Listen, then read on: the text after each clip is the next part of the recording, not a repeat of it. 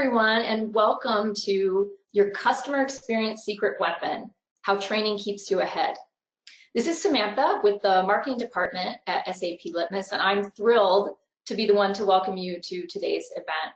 As many of you on the call know, we at SAP Litmus have really relied on Jeannie Walters as our honorary customer experience expert, truly honorary customer experience expert for several years now. And we've co-hosted numerous events like this one, both digital and in person, to tell the really important story of how training directly impacts customer experience. And as we'll get into that today, it is just such a clear connection between training and customer experience.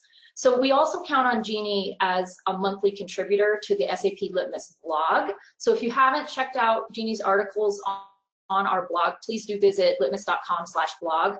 You can search by Jeannie's name and get more information on this subject from a variety of different angles in those articles. Let's welcome to the virtual stage the CEO and Chief Customer Experience Investigator for her company, Experience Investigators, as well as a certified customer experience professional, more commonly known as a CCXP. Welcome, Jeannie Walters. Hi, Jeannie. Hi, thanks so much, Sam. That was great. And I'm thrilled to be here with all of you today. We're going to, as Sam mentioned, talk about this really powerful connection between training and learning and what sort of customer experience you deliver. And so today we're going to talk about CX as a secret, or training for a CX secret weapon. That's a tongue twister. And why that's so important. We're going to touch a little bit around what are these CX disasters we've all seen and how can we respond to them, and how can training help us do that? And how can we prevent these major issues for customers? As well as how can we leverage training to lead in more agile ways, which is so important for the world we live in today. So as Sam mentioned, please go ahead and enter questions throughout the time together. We'll address as many of those as we can. And if I go through something too quickly and you think, oh, there's not enough time, feel free to follow up with me after too. I'll be very available to this group. So let's get started. So first of all, let's talk about why are we even talking about training as your secret weapon? Because customer experience and training often are in different parts of the organization. And so when we talk about customer experience, what are we actually talking about to begin with? And the way I like to think about it, it's a mix of the head and the heart. And this is the head and the heart of both your customers and your employees in the organization. Because if you can't connect those things, then it's really hard to deliver a powerful customer experience. Because at the end of the day, experience is really everything. When we talk about customer experience, we're not just talking about the products or the services that your company may deliver. We're talking about all of the touch points that go along with that. And the reason this is so challenging and important is because our brains are really interesting machines, and they don't always make sense. And in fact, 99.9% of the time, human beings don't make a lot of sense.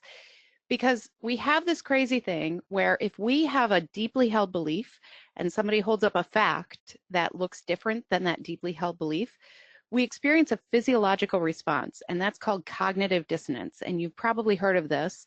We've been talking about it a lot actually in the last few years for lots of different reasons. But when it comes to customer experience, the reason I want you to think about this is because in the roles that you play as either learning leaders or training leaders or customer experience leaders perhaps, you will be looking at things from the inside out of your organization. We like to assume that that viewpoint is what our customers are experiencing. However, we have to remember that sometimes our brains are working against us in this moment, because when somebody comes to us and says, that employee treated me very poorly, and you think, well, that can't be right because we've trained all of our employees on how to deliver a great experience, and we know that that person did really well. So that can't be right, customer, you're wrong. And even though you might not be even thinking this consciously, your brain might be sending you cues about this. So half of the battle here is being aware of what we're not aware of. And that sounds very strange, but that's really part of this, is understanding that your viewpoint only goes to the end of your nose. And so we really need to understand what customers tell us and make sure that we listen to that in the right way and then act on that in the right way. And so cognitive dissonance is something just to be aware of. And I bet that at some point throughout this talk today, you might experience that. You might think that's not right. That's okay. You can disagree with me, but if you start experiencing that and you think, maybe it's because of my viewpoint, that's the type of awareness I'm talking about. The other crazy thing about our brains is that we say to people we made big decisions based on all of this logic and reason, but really our brains just kind of make stuff up. And 95% of our decision making is unconscious. We don't even know why we make the decisions we do. And so you put that into the customer experience context, and it's really hard to predict how customers will make decisions. So we have to kind of really look at not just what they tell us, but their behaviors to help us predict how they will behave in the future. Same thing goes for us. We are less likely to know how we'll behave. Our friends can actually predict our behavior better than we can, which tells you something. And it also tells you need to pick really good friends because they know you better than you sometimes. Emotion is 50% of the experience. This number is actually going up generationally, but emotion is such a driver. And for years in business, we liked to make everything logical. We like to rely on data and very objective data. And that's all very important, but we have to recognize that, you know what, we're not robots. Emotion is a big part of the human experience, and therefore it's a big part of the customer experience and the learning experience. It takes 12 positive experiences to overcome one negative one in our brains. In some cases, this number is up to 22 positive experiences to overcome one negative. What that tells you is that one little misstep in the customer experience can actually leave a much more lingering effect than we might think. So it's great to have a bank. It's great to actually put those positive experiences in the bank so that customers have that knowledge before they run into a negative experience. So learning has a lot to do with this, because if you can help people understand that it's not just reactive to customers, that you're actually really producing positive experiences long-term by providing small positive experiences along the way, that can go a long way towards having things in that emotional bank with your customers. And we've got this crazy part of our brain called amygdala, and it actually it spends 2/3 of its time looking for negative stimuli. And so what that means is that customers, just like us in our everyday lives, their radar is up and they are looking for reasons to feel disappointed or to not trust you. That's not their fault. That's actually because of how we are wired. And so again, we need to really look for ways to create positive experiences along the way at every touch point, because there will be negative experiences, and some of those we can't prevent, we can't overcome. The best we can do is actually really focus on how can we produce a great positive experience for our customers and do the best we can at that, and that way they can move forward. And when they do have those negative experiences come up, we can overcome that a little bit more. And finally, our viewpoint is critical. This is something to just underline. This is exactly what I was talking about before. We have to recognize that our viewpoint is our viewpoint. And I'm going to give you some ideas around tools that you can use to really understand your customers and your learners more effectively, because as much as we like to say we want to walk in our customers' shoes, of course we want to do that. There are tools to help us do that, but we also have to embrace the idea that we don't know our customers maybe as much as we think. And the same thing can go for learners as well. So this is the description I like to use. Customer experience is perception minus expectation, because if I go in and think this is going to be a 5-star experience, I'm going to spend a lot of money at this fine dining restaurant, and I go in and they basically say, yeah, sit over there, that's a free table. All of a sudden things start chipping away at that expectation. Now, if I go into a fast food place and they say, oh, look, there's a table over there, I might think, score, how nice, lovely service. So it's all about that expectation that we have and our perception of that. And then we have to remember to multiply that by emotion. So that's kind of the definition that we're using today around customer experience. It is around the entire customer journey. It's every touch point. It's not just about when they become a customer. It's about when they first become aware of your brand, all the way through to when they leave you or when they become your lifelong loyal customer. And there's a huge part of this that goes into it, and that's trust. And so the reason we want to talk about training so much is because that will build trust on both ends of both your employee side and your customer side. But if you look at the stats, 65% of companies provide effective tools and trainings to their agents to gain trust with customers. Well, what does that tell you? That tells you a lot of them still, almost half, still don't do this. They don't provide that effective tool. They don't provide those effective tools and training. And so if you are looking at your training programs as process and system driven and just about kind of the rules and the protocol of what you do, you're missing a huge experience to build trust with your customers and to build trust with your employees. And trust is the magic ingredient of loyalty. So we really need to look at how can we build that at every step. And let's face it, today's world is really complicated, and the customers expect so much from all of these different channels. So we have all these different channels where a customer can reach out and try to contact us, and then we need to be prepared to respond to them in the terms that they want, as well as on the channel that they want. And 72% of customers blame their bad customer service interaction on having to explain their problem to multiple people. And as I say this, Sam, I see you shaking your head, and I think so many people are going to be nodding their head at this, because as customers, we've all experienced that frustration where we call and we say, oh my gosh, I lost my credit card, I need some help. And they say, give me your social and your firstborn's name and everything else. And then they say, hang on, we're going to send you to the loyalty specialist and the security specialist, and you have to repeat and repeat and repeat. And in that moment, you're not concerned about validating who you are. You are concerned about getting help. And so the more that we can provide that one view of the customer on our back end, the better. Until we get there, we have to train individuals in our ecosystem to know where to pull that data, to understand what can they do, how are they empowered to help with things like avoiding, having somebody repeat themselves over and over, because we know that's going to impact our business. If more people have negative experiences, they're going to start drifting. They're going to start looking for places that don't make them repeat themselves. So this all adds up to better business results. And I like to think about this as really it is an ecosystem. It's something that is beyond just the flat map that we think of. Sometimes when you look at business, we approach it in a very linear way a lot of times. And we say things like, well, you take step one, when you get to our organization, you go through onboarding, then you go through this, then we're going to introduce you to the computer system, then this. But we don't really look at it as, okay, what's on the other side of that? Why are we training on these systems? Is it to provide a better experience for our customers? Let's talk about that in the training, because otherwise it becomes very much a linear kind of logical process. And if we don't connect it back to that emotion that I talked about, nobody's going to be invested in it, including your customers when you're actually serving them.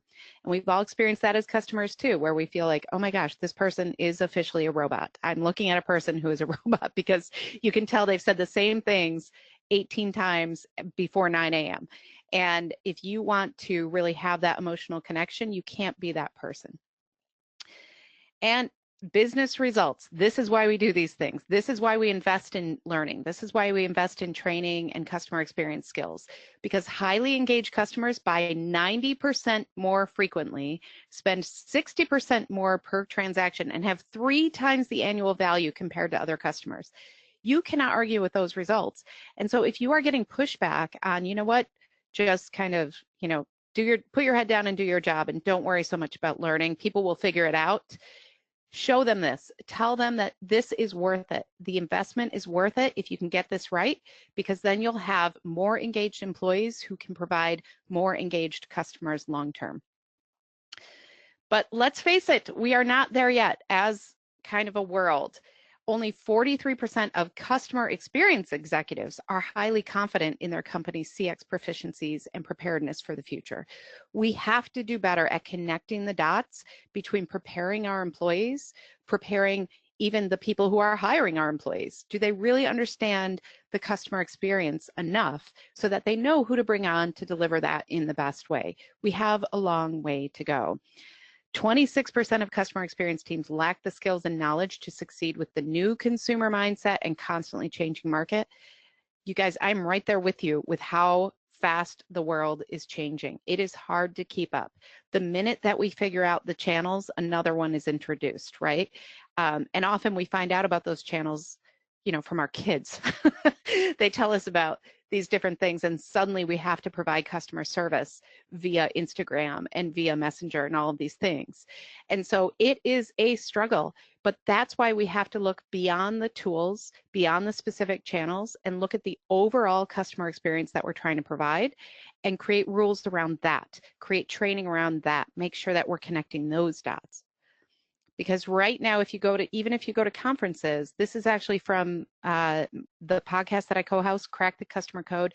Dr. Thomas Hallman is the Clinical Associate Professor of Marketing, the Executive Director of the Center for Services Leadership at Arizona State.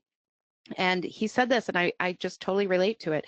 Business leaders are struggling with and looking at totally different topics than the ones that we do when we go to academic conferences.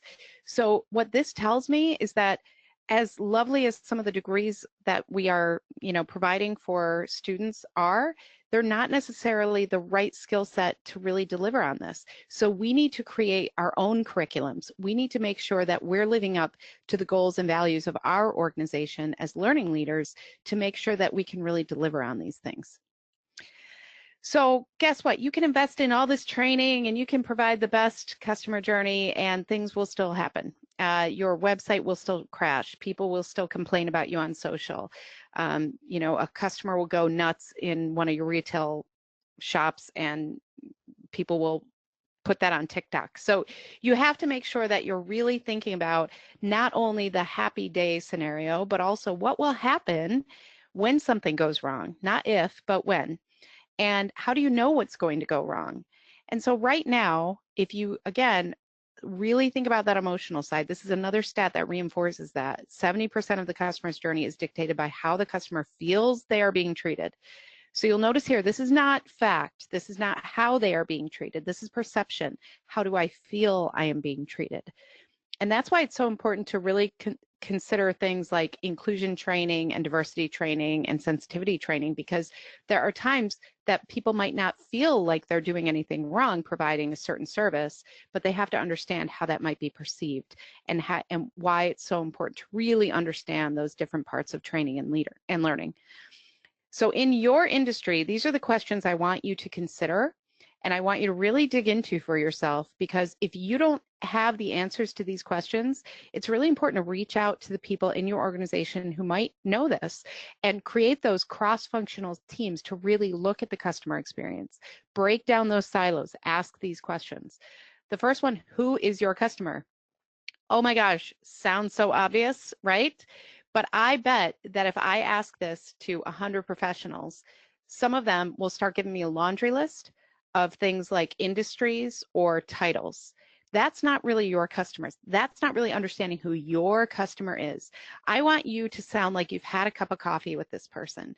And if you can't get to that level, you need to dig a little bit more. Bring in some customers for advisory boards. Reach out and call a few. There are so many ways to really understand your customers now. There are great feedback mechanisms that you might have where you can start looking month to month. Okay, are people saying that they trust us or not? Why or why not? Who are these people who are saying that they don't trust us anymore? Is it a certain group? What are we doing there? So really understand who your customer is, because if you can't answer that question, it's really hard to design experience training to deliver to them. Then you're just delivering, you know, happy day, customer service, be nice to everybody training. That's not what we're talking about. We're talking about really understanding your industry and your organization. What is their journey? Journeys are different from customer to customer. Make sure you really understand what the difference is between, you know, Joe, the B2B guy, and Sally, the B2C person. Make sure you understand what their specific journey is and where they are on that journey. And what are the emotional highs and lows of their journey? This is the million-dollar question for learning leaders. If you can figure out where on their journey will they most likely have challenges, then you can start training to help customers when they need the help. You can also start training to prevent some of those things. Be more proactive about your communication. Prepare people for when they do have these very specific challenges. Don't just assume that it's, you know, everybody's the same if they have that one pain point. Really look at where are they on the journey and why is this an emotional low for them? What's really going on? And then you also want to kill complacency, because complacency kills great customer experience. And these are actual quotes from a project I did with an organization. And they asked me to really look at their service training for the folks who were helping support when a huge product rollout was happening. And these are actual quotes, and you can hear the complacency in them because they said things like another rollout, another bad rollout training. I mean, that just sums it up right there. They were so prepared that the training was not actually going to match what they were, the conversations they were going to have with customers, because the training people were in a totally different place. The silos were killing things. And also they were not really held accountable for if this was working for customers or not. They were just held accountable for deadlines and tasks and to-dos. So if they delivered their training modules on time, then they were happy. They thought, job done. But the people who had to actually use those and then talk to customers, they were the ones who were really suffering, and so were customers. And then they started saying things like the first few days are the worst, which I'm sure you guys can relate to, because that's when you start learning, oh, we forgot this, we didn't do this, there's a bug here, all of those things. And somebody said to his team, this was a manager who said this, get ready, customers will not be happy today. So then you have a group of people who are already defensive. They are already in the mode of, okay, it's us against them, and we have to get ready because the customers are going to come after us today. This is what complacency does if you are a learning leader and you are not taking it on as your responsibility to really look at your customer journey. But, you know, in today's world, these CX disasters go viral quickly. And I'm sure when I picked the inside of a plane because we've all heard those stories. There have been so many, right? And it's not just one airline, it's the whole experience. We've all had, you know, we've witnessed things, we've seen things go viral here. So when you hear about those big, huge disasters that happen for customer experience, I want you to take a step back and I want you to think, okay, what really happened there? Was it a breakdown of communication? Was it a breakdown of training? Was there a process that wasn't working? Whatever. Then start thinking about how could that same type of thing happen in your organization. And the reason I say this is because if you are not thinking that it could happen to you, then you're kind of fooling yourself. Then something big is going to happen and you could have been prepared for it. These are great case studies, and we have to look at them as that. So when next time you hear something and you think, oh, thank God that wasn't our company, I want you to then say, okay, let's make sure that doesn't happen at our company, and really look for what were the patterns there that broke down and what can we do about it. Sometimes this takes real courage. You have to go to leaders and say, you know what, I saw this thing happen. I think it could happen here in a different way, and let me tell you about how we can avoid it. Let me tell you about the training and the experience that I think we need to develop in order to avoid this for our company. That takes courage. But at the end of the day, don't you want to prevent these things rather than saying, sorry, we don't know what to do, and now we've got to backpedal and go on all of these news shows and apologize. Nobody wants that. So let's avoid that if we can. And finally, you want to anticipate customer actions and reactions. So this is a picture from Black Friday, which I just think is hilarious because there are people like going crazy in the front, and then you see that couple and they're just kind of laughing, enjoying the show. But we know this is how people will behave now, right? Like, we've accepted this. So some retailers are actually taking steps to avoid the madness, and they are doing things like lottery, or they give people numbers in line so that if you get there and you stand in line like a reasonable person, don't worry, you will be third. You don't have to elbow people out of the way. And so they're really looking at how are customers actually behaving in these times, and how can we help prevent some of the stuff that people don't like, that is not a great experience and that doesn't represent who we are.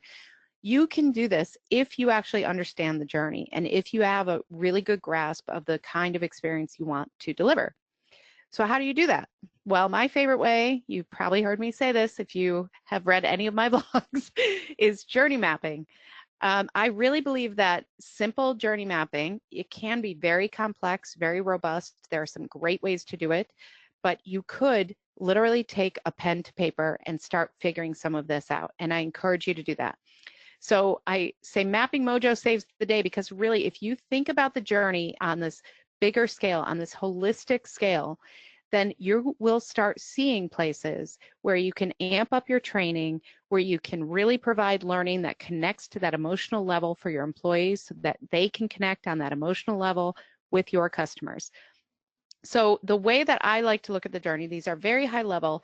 These phases should be customized for each industry and each organization, but these are kind of the basic ways to look at it. And the first part is pre-sale. You want to look at, how are people even aware of your brand? What promises does your marketing make? What brand promise do you have? How are they thinking about your brand even before they interact with you? Because that tells you what those expectations are. Remember how we talked about perception minus expectation?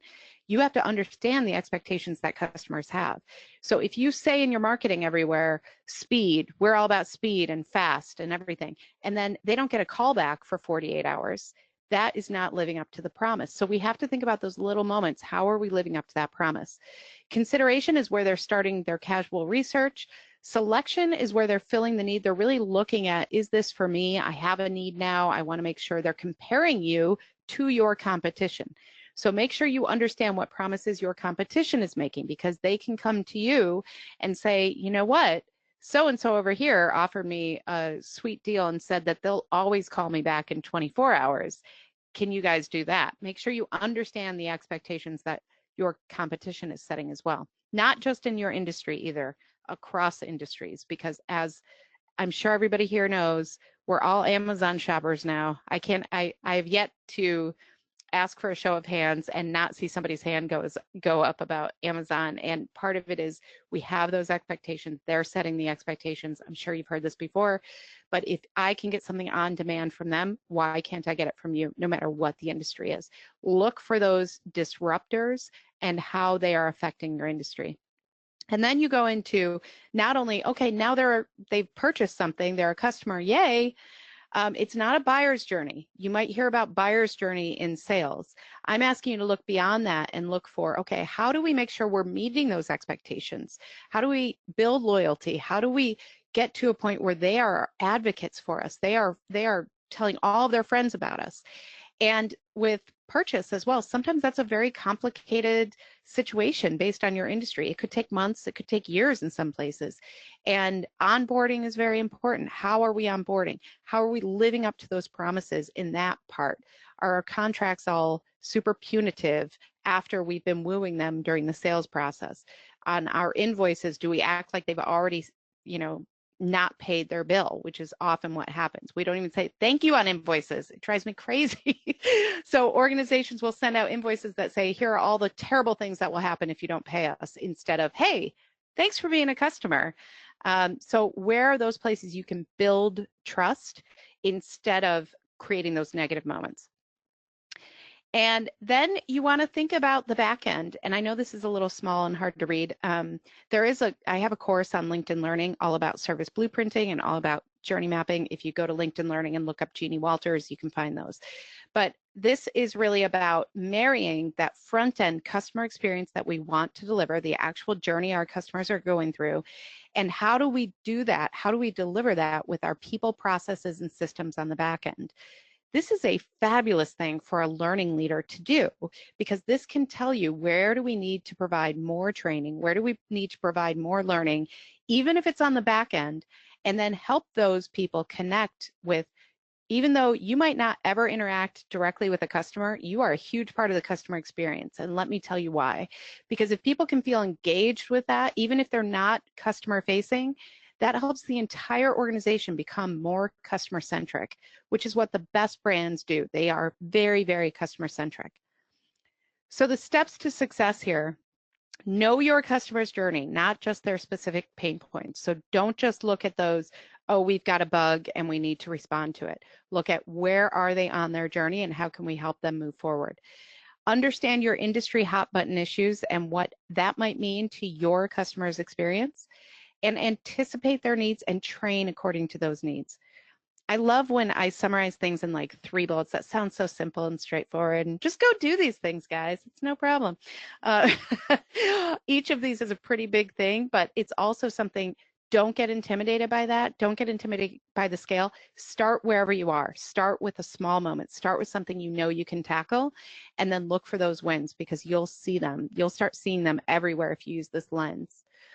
Because we want to train to prevent, not just avoid.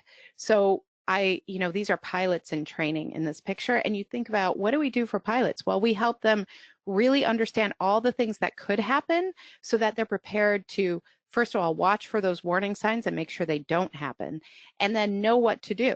And so think about your training in that way. It's not just about knowing the right way to do things. It's about knowing, okay, how can we prevent something from happening, and then making sure that we're responding to that. And really, you want to marry your customer feedback and your training cycles. And this is easier said than done, and it's also not done very often right now. But if you can tap into the customer feedback that you're getting, that can help guide you with prioritizing what should you be training on, what should you be developing more learning around for your employees, so that, again, you can make those emotional connections. Often we have these groups in different parts of the organization. You need to be a silo buster here. You need to knock on the door and say, I need more information on this. Make sure that if you are receiving things like NPS reporting or customer dashboards, that you really understand what those are telling you as a learning leader as well. And, we sometimes end up in social media when we don't want to. And if this ever starts happening, I would, again, kind of back up and look at, okay, how did we get here? And one of the things that happens on social is that things start bubbling up. And if people are not hearing responses from other channels, or if they start using social as a megaphone and not getting responses from the brand, it just gets worse. And here, again, we have a problem with, sometimes we have a team that's on social media support, and sometimes we have a team that's on social media marketing, and they don't even talk to each other, and they track different hashtags, and they even use different handles. And so we need to really look at that one view of the customer as much as we can. We need to share information on the customer, and we need to be prepared to say to a customer, I can help you even if I'm not in support, because there's nothing worse, as all of us here know, than hearing, oh, I can't handle that, but please email this person, and putting the action back on the customer. That's not really fair to them. And so I would look for ways to really share information, make sure that you can step in and help the customer wherever you are on social. And so when does customer experience training begin? And I'm going to say it begins with the job description. And that's because if you are writing job descriptions that don't talk at all about your customer experience and what you want to deliver, then you're not going to be able to hire the right people to deliver that. So make sure that everybody who signs up with your organization really understands, what are you trying to do? And the way you do that is making sure that you have a customer experience mission. It's not enough to say, you know what, we deliver widgets. You want to say, why are we delivering widgets? What's important about this for the customer? Because you really want to connect those dots for engagement. So I always leave with my organization's mission, and it sounds so simple, but it's to create fewer ruined days for customers. And I always invite my audiences as well to join me on this mission. If we can create fewer transactions that are negative, we can actually make the world a better place. And that sounds so lofty, but it's so true. If we can remove some of the friction for people, take away some of those barriers to fulfilling their needs, whatever that is, then we're going to make that day a little bit better for them. And they're going to take that positive energy into the world, and we're all going to be happier people, and kumbaya all over the world. So I hope you're on this mission with me, because it is a lifelong journey. We have to really keep looking at how can we keep evolving so that we can serve our customers better. So I'll leave you with this. Remember, recognize how customer experience is everyone's goal. Understand your customer's real journey. Stay aware of CX snafus in your industry and others. Those are great things to learn from. Leverage journey mapping and service blueprinting to anticipate the needs of your customers. Create a cycle of training and feedback to stay agile and deliver great experiences. So thank you so much. If you want to know about me, you can look me up at Experience Investigators, and you can find me all these different ways. But for now, I'm happy to answer questions or see how we're doing. Well, great, Jeannie. I think we should go ahead and leave your slide up that has your contact information, because we have a lot of people asking, as always with our events, we have a lot of people asking for follow-up information from you. We've had several people asking for handouts and other things. So I'll let folks get your email, your Twitter, all that stuff to contact Jeannie directly if there's a specific item that you're looking for, because we have had a lot of requests. Okay. So before this is great. We have time. We have 20 minutes, but a couple of comments, Jeannie, that just popped up for me as you were going through your talk today. One of the things that really stood out to me is that stat about that 43% of executives, only 43% of executives are confident in their company's ability to deliver on the customer experience promise, which is so interesting, because if you've seen all the studies, I've seen studies recently that now all the CEOs are saying it's their number one priority. Right. Customer experience, number one priority, only 43% confidence level in the ability to deliver on it. Yeah. It's a huge issue right now. And I think part of it is we haven't always looked at it as a thing, right? And so now they're trying to figure out, what sort of budget do we need? What resources do we need? All of those things. So it's definitely brave new world. Yeah, well, and it's a great thing for SAP Litmus, and a great thing for you. There are a lot of future clients out there for you and for us, and especially in making the connection between training and CX, because there's a lot of work to be done. Yeah, it's the next big frontier, which the CEOs recognize, but now it's the ability to execute on that. Yeah. So, and then another comment before we've got tons to address here, but I love the whole just simple question of who is your customer on one of your slides about Midway. And it's this thing of like, a lot of companies, I've been around the block, lots of different companies, a lot of people, it's getting to not who do you want your customer to be, right? Right. A lot of us, oh no, we want our customer to be this, but really getting down to the nitty gritty and saying who actually is our customer is a question that a lot of organizations find very difficult to answer. Yeah, it's very difficult, and I think sometimes we don't want to leave anybody out.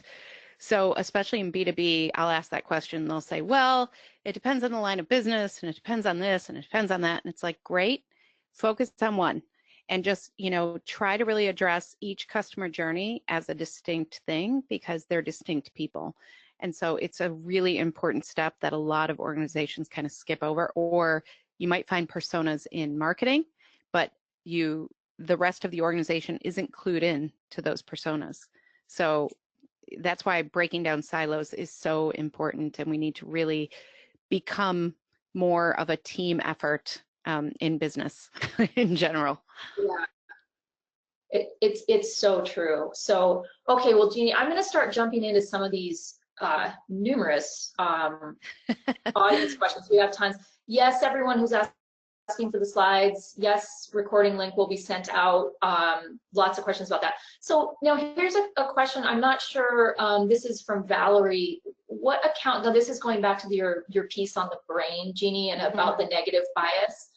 What accounts for the 12 versus 22 difference in positive versus negative experiences? Now, I think just also, I think what you were referring to, Jeannie, are a couple of different studies that some studies say it takes 12 positive to make up for one negative, and there are other studies that are now saying that it's actually more than that, it's 22. Yeah. Would you comment on that?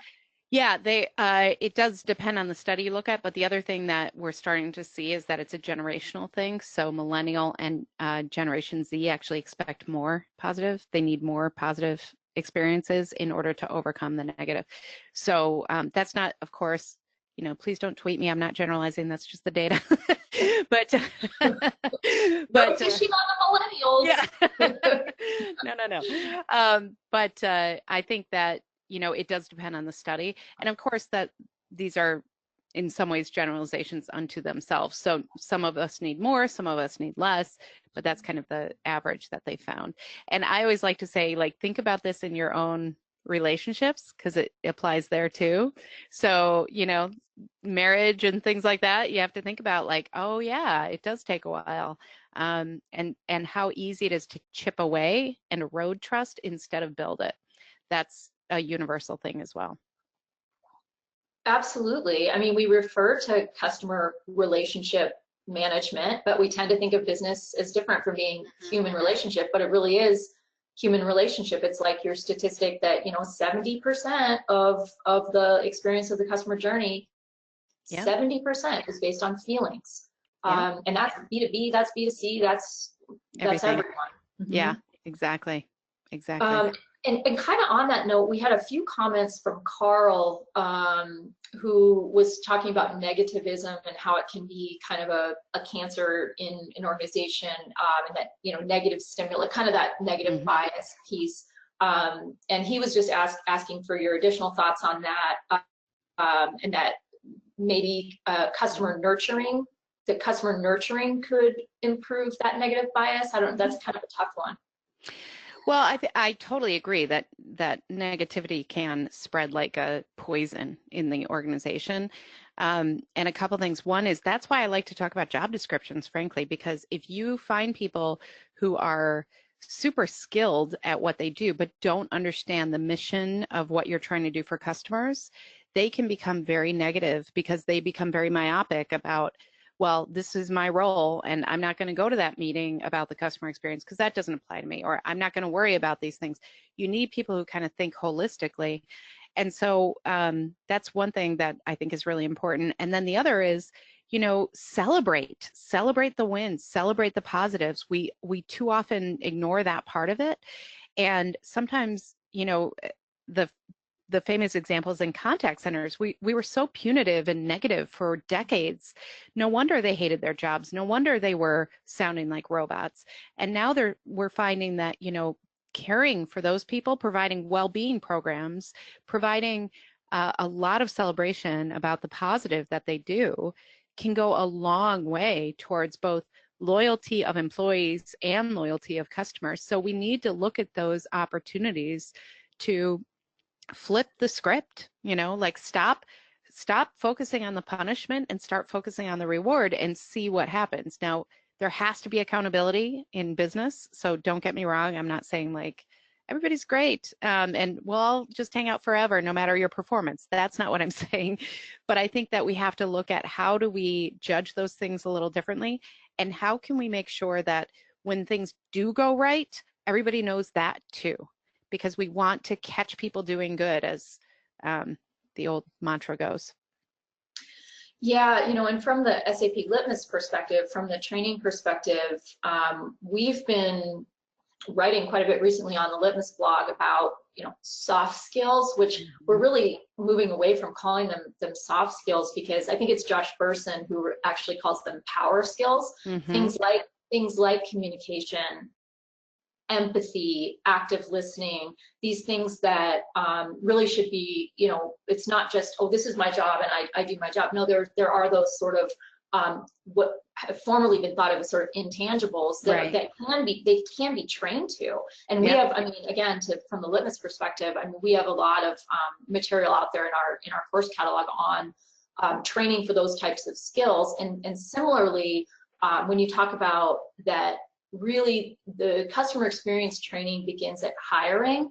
We talk a lot about, onboarding training, that onboarding needs to, that customer experience promise needs to be baked into the onboarding experience. Absolutely. Not just your hard skills, not just this is the job you're going to do, but this is the customer experience promise from day one in your training. Right. I think I answered that one for you. No, that was great. Okay. I'm just nodding along. Absolutely. Okay, I'm going to just read this one. Glenn is asking for comment. the value of a transaction must impact the amount that highly engaged customers spend and how often. He was probably responding to the stats about how they spend more, and they like engaged customers will spend more and stay with you more, and their annual value is 3 times higher than other customers. If you have a dollar product versus a $1 million product, obviously that will affect some of those stats. But I think overall, what they're finding is that highly engaged customers will be the kind of desirable customers that you want for your organization, and then that leads to organizational success. So you can take all the numbers away and summarize it that way, and it would still apply. Okay. Yeah, that's really interesting. Yeah, kind of a price point question, but okay. So here's another one, direct question here. The larger the organization, the more insulated many employees are from their customers. Mm-hmm. Truth. This is a comment from Glenn. So the larger the organization, the more insulated many employees are from their customers. That is the purchaser or buyer. In those circumstances, the perceived customer is the manager or department to whom the employee responds, not the individual ultimately making the purchase or paying the bill. Mm-hmm. How do you, really, really good insight, Glenn. Thank you. How do you suggest overcoming this, Jeannie? So, Glenn, you must be in B2B. So, hi. So, yes, this is a constant challenge with B2B, because a lot of times the decision maker who makes the call on whether or not to buy your product isn't the person who ultimately uses your product or has any sort of long-term relationship with you. So this is why journey mapping can be really, really powerful, because it helps you understand the decision maker journey and the end user journey. And so if you can understand those things, you can then make some decisions over where do we need to influence this, where do we need to be more proactive, where do we need to respond more, when do we need to reach out and provide reassurance and reinforcement to the decision maker and say, you know what, just so you know, this was a great decision, here's why. And when do you need to actually provide more help to the client, essentially, who's using your product. Those are 2 different journeys. That is absolutely a fair insight, and it's important to really look at them as different but connected. So when I work with B2B clients, that's often what we do. We start with one journey and then we build out from there, and that's because we want to really understand not just the buying process, but because the buying process often in B2B, in a situation like that, happens once, and then there's renewals. And with renewals, that is heavily influenced by the people who are using the product. And so you need to really think through those different touch points and understand what are the emotions they're feeling, who are they communicating with, and how can we help them in their moments of challenge so that they go back and say, I can't not only live without this product, but I love the experience, because that will create a longer term relationship for sure. But yeah, I mean, and some of these I know Glenn's saying, my business is more complicated. Absolutely it is. I'm just trying to summarize, but B2B can get very complicated very quickly. But I always say start with something, start with one journey, and then build from there. And his opening comment also makes me think, so the larger the organization, the more insulated employees are from their customer. It also makes me think of, your thing about even talking about invoices, that it's all part of the customer experience. And we at Litmus, at SAP Litmus, we talk about, the training, it's not just customer facing teams that need this training. I mean, your accounting department needs customer experience training, just like simple things like Jeannie was saying about, are your invoices making your customer feel warm and fuzzy and welcomed and valued, or are they off-putting and punitive in some way? So I think this really does ring that same bell of absolutely. All roads lead back. Yeah, that's a good insight as well. That the further we go up in organizations, the further away we get from the customer typically. And so that's why doing things like providing providing those moments of success, those little stories of here's what worked, here's what a customer did to thank us, here's a great call from our contact center that was recorded, sending those things out on a regular basis to the entire organization or to at least the stakeholders who really care, that can go a long way towards getting people to really understand what is important about customer experience. I mean, you think about, guys on the loading dock of an organization. They don't consider themselves customer facing, but they absolutely are, because they're responsible for products, they're responsible for packaging, they're responsible for distribution, all these things. We need to help them connect the daily tasks that they have to do with that bigger customer experience. That's part of what leaders in every organization need to really help everybody do. Absolutely. Okay, next question. I'm keeping an eye on time here, and we still have several to get to. So what needs to be considered when a customer is using a self-service functionality? So this is maybe a little bit more of a technology question. Jeannie, do you want to take that one? Sure. I would just say the same rules apply. I mean, we need to really understand there's so much that customers do digitally now that we do on our phones, we do in kiosks, all of these things. It's still a relationship, and it's still a point of either building or eroding trust. So you still should go ahead and map the journey, understand what is somebody experiencing in this moment, what happens. I mean, I'm sure we've all had this feeling where we're maybe making a bigger purchase online than we're usually comfortable with, and we hit the submit payment button and nothing happens, and you're like, what, did it go through? Should I hit it again? What if I hit it again and I get charged twice? We need to think about those moments and figure out what can we do to either prepare and set better expectations. That becomes a lot more important with self-service. This will happen next, because people want to know. And so you still have to look at all of those things, but then also what happens if I can't get through that page and I call customer service? Are they prepared to help me in that moment of self-service? So all of those things combined, you really need to look at from that, bigger perspective of omni-channel and not just zero in on the one channel. Yeah, and it is certainly a technology challenge for many organizations. Obviously, in the digital transformation, as you're saying, Jeannie, it needs to be, customer experience is an omni-channel experience, and I know a lot of companies are tackling that. It is not an easy undertaking to have all that, call SAP, everyone, and get that taken care of. But it is a daunting undertaking, but it is truly that's the goal. And as you were saying, even in the repeating of information, you have a challenge. Well, I just entered my information in your self-service portal. Now, why do I have to re-enter it when I have to re-say it to the person I'm speaking to? As the technology develops and as these customer experience initiatives develop, hopefully those things will smooth out for a lot of companies. We can all hope. Yeah, making the world a better place. That's right. That's right. So next question from Kristen. How can you train management? How can you train management to value all feedback, not just from our biggest customers? Who asked this? Kristen, did you say? Kristen. Okay. Yeah. Great question, Kristen. And I love that you're thinking this way, because a lot of times we do assume that the only feedback that matters is the one from the big customer. And what I always say to that is sometimes the smaller customers, sometimes the ones who are not the squeakiest wheels, when they are actually taking the time to share feedback that's valuable, that tells you a lot about that relationship and about, the canary in the coal mine. They can tell you sometimes this isn't feeling quite right.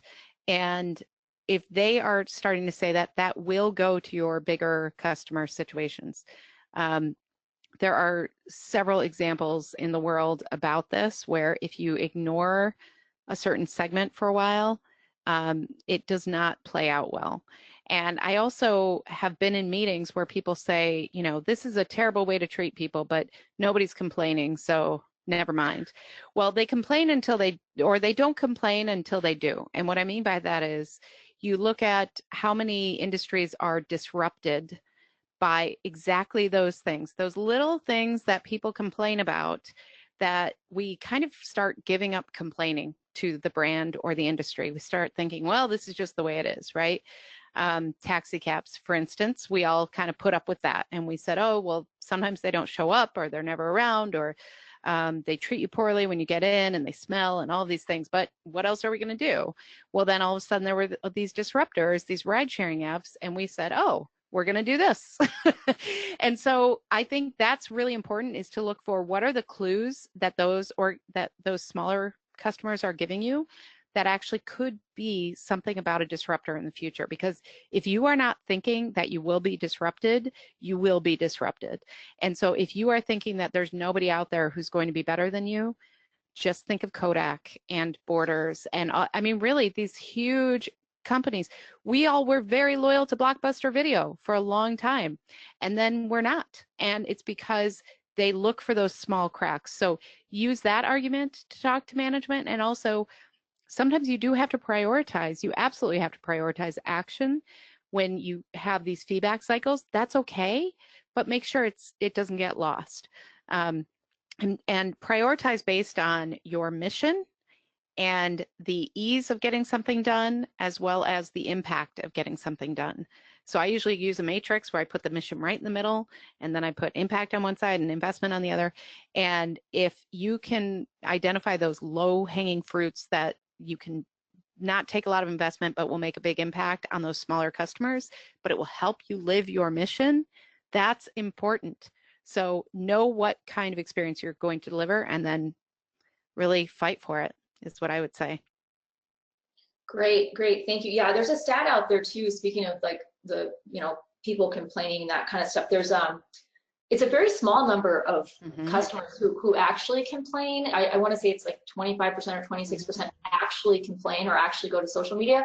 The rest just leave. The rest just go to a competitor. So, it's kind of the silent, the silent dissatisfied, or if you can make contact with them and fix their problem before they just leave, even though they're not. Right.